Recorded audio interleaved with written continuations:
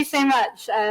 Like I said, I'm Carla Greco. I'm a bioinformatician at Basecamp Research. We are a London-based startup that is solving some of the world's hardest challenges for university to build better foundation models.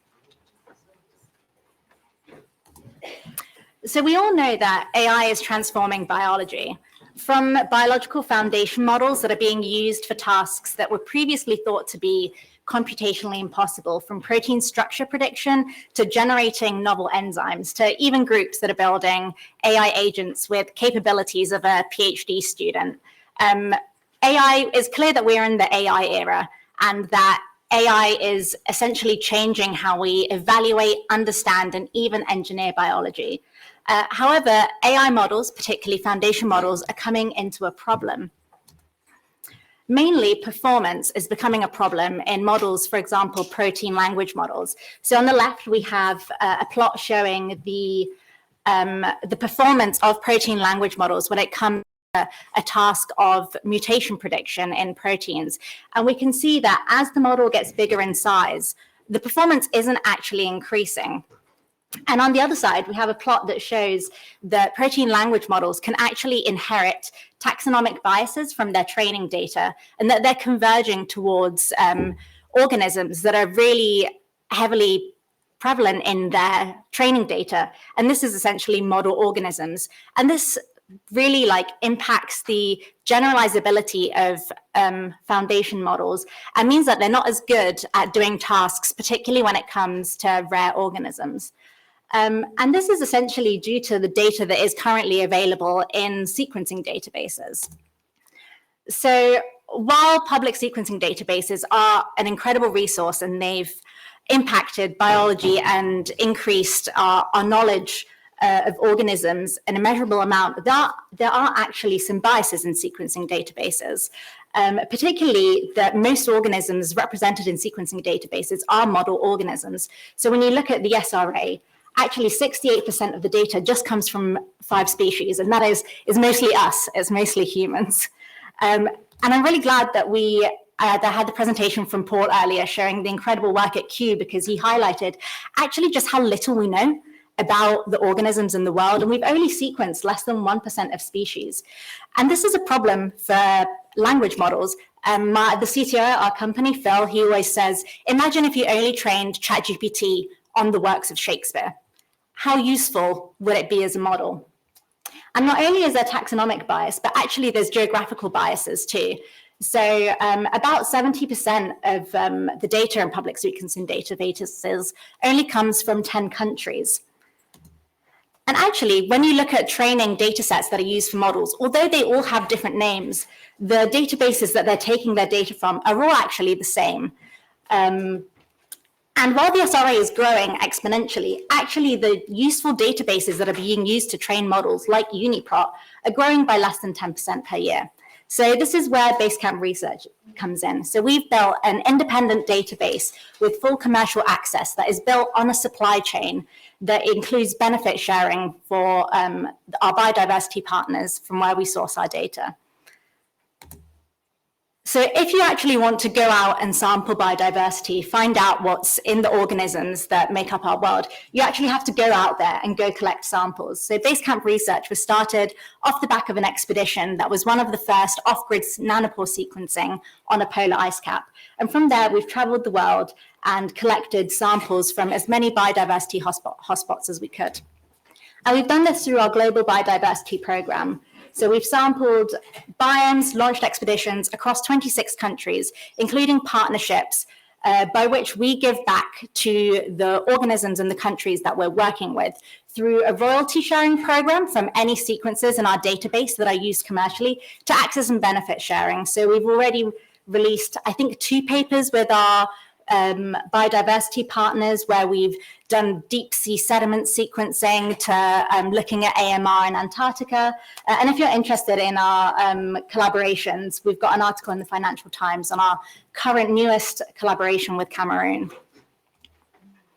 So we've built a database. Like I said, it's based on a partnership-driven data supply. And it's really big and rapidly growing. So currently, this is actually out of date because I checked this morning and we're on 10 billion, which is extremely exciting. And we're diverse. So if you cluster down our protein sequences to 50%, you still retain quite a lot. So you still retain 2 billion protein clusters. And we're using this to build the next generation of foundation models in collaboration with NVIDIA AI. So this is a visualization of base data in a K-mer embedding UMAP. And we've been using metagenomic data to try and target unknown diversity. For those who don't know what metagenomic sequencing is, or particularly environmental metagenomic sequencing, you're essentially sequencing all of the organisms in an environment like soil or ocean samples at the same time. So you're capturing all of the bacteria, archaea, fungi, or even eDNA without the biases of culturing. So this means that we've been able to expand into novel sequencing space. So all the green is base data, and in the orange is an equivalent database, the most similar that there is to us, which is Open Genome 2. Yeah, and as I said, we've been growing rapidly. So that green line essentially shows all of the sequencing and assembly that we did in a few months that shows great diversity, but also we've got high quality data. You don't normally associate metagenomics with high quality data, but through deep sequencing and hybrid sequencing, we've been able to still really capture long context with our sequencing. So we're capturing entire biosynthetic gene clusters. We're capturing entire prophage regions in our sequencing database, which makes the data just more useful to use.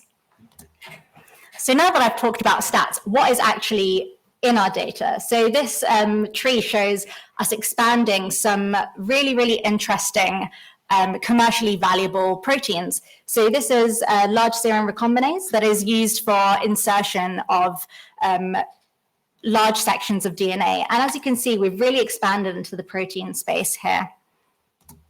But we've also expanded in not only known enzyme clusters, but actually found really rare fusions of proteins, for example, reverse transcriptases and recombinases. And in public data, these are really rare. There's only 5 available on UniProt, but actually we've by over 100 times. And we've done this for many other protein classes as well, but these are just 2 of the most interesting commercially valuable ones. And what else are we doing with our data? So we've been using our expanded data set to essentially train models and beat your standard classification tools in bioinformatics. So Hyphen is a model that we have available if anyone wants to. It's an enzyme classification tool, and it's got a 40% higher classification rate than your standard bioinformatics tools.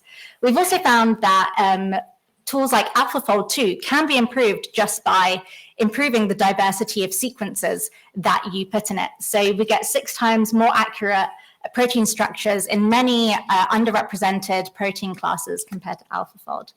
And we're also using our database for generative protein design. So Zyme Control is also a model that's out and available to use. And we've been using this to essentially generate new sequences that haven't been seen before based on an EC classification.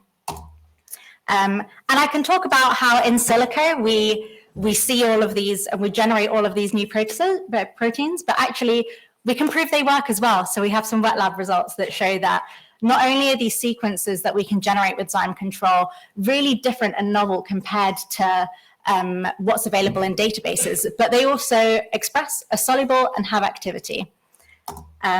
So that is it from me. We're here from Basecamp Research, and this is only the start of what we're doing. We're training more language models with our data. We're building new partnerships and really trying to make biodiversity an asset so that countries with the most biodiversity gain benefits from their sequences.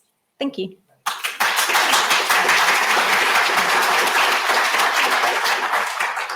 We've got time for one question.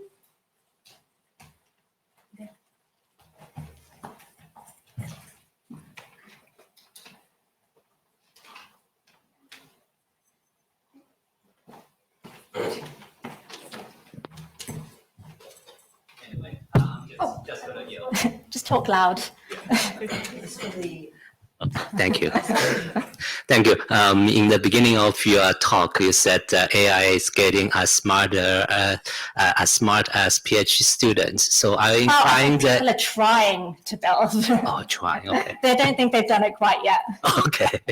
No, actually, my real question is that I was just intrigued and curious that you are doing a really good thing that to have the benefit sharing with where you source the data. I was wondering that where you get the revenue income, because you're not going to print the money, right?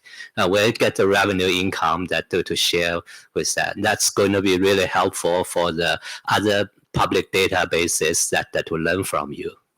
So we are currently getting we're a VC funded startup. So that is where currently our revenue is from. But we are hoping to get the royalties back from any commercial partnerships that we're working with. So we're currently working with P&G to develop cold active lipases, and any of the commercial revenue that we get from this project will be fed back straight to the essentially the collaborators that we get our from. So we're actually able to pinpoint any sequence, any SNP, any protein in our database back to the permit that it was collected at, to even the person that it was collected to.